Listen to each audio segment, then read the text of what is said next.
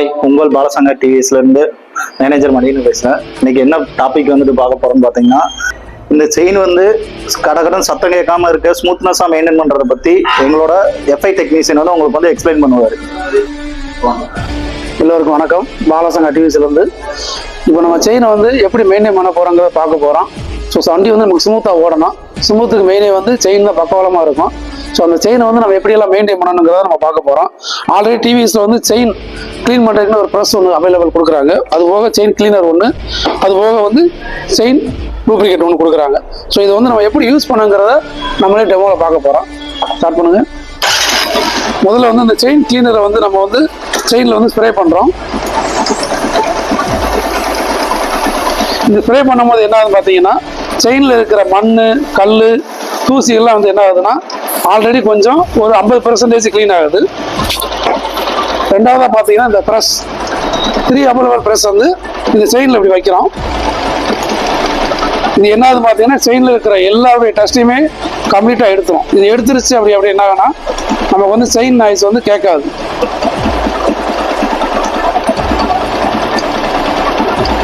So இது chain உள்ள press எல்லாம் எடுத்துரும். இது போக ஸ்ப்ராக்கெட்டில் இருக்கிற மண்ணை எடுக்கிறதுக்கு இங்கே ஒரு ப்ரெஸ் இருக்குது. அதையும் நம்ம என்ன பண்ணுறோம், இந்த மாதிரி எடுத்துடுறோம். இது பண்ணுறதுக்கு ஒரு 5 நிமிஷம் தான் டைம்.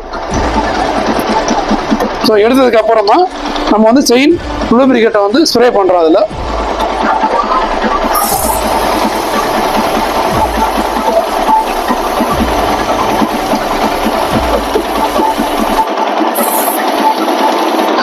இது ஒவ்வொரு 500 கிலோமீட்டருக்கு அந்த மாதிரி நீங்கள் ஸ்ப்ரே பண்ணிட்டீங்க அப்படின்னா உங்களுடைய வண்டியோடைய செயின் ஸ்ப்ராக்கெட்டோட லைஃப்பும் சரி, வண்டியோடைய ஆயிலுமே அதிகரிக்கும். நமக்கு நல்லாக ஸ்மூத்தாக பயணம் பண்ணுறதுக்கு நாங்கள் பாலசங்கர் டிவிஸ்லேருந்து இதை பண்ணி கொடுத்துட்ருக்கோம் உங்களுக்கு. இப்போ நம்ம செயினை எப்படி மெயின்டைன் பண்ணுறங்கிறத பார்த்தோம். இதுக்குரிய மெட்டீரியலை வந்து நீங்கள் வாடிக்கையாளர் தனியாக ஊசி பயன்படுத்திக்கலாம். அதுக்குண்டான ப்ரெஸ் ஒன்று நம்மகிட்ட அவைலபிள் இருக்குது. அதுபோக செயின் கிளீனர் இதுவும் நம்மகிட்ட அவைலபிள் இருக்குது.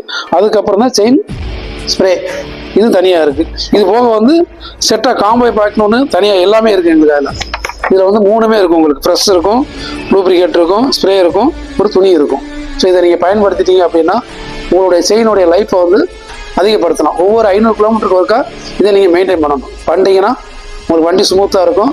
இந்த வருடம் முழுக்க ஸ்மூத்தாக நீங்கள் பயணம் செய்யலாம். நன்றி.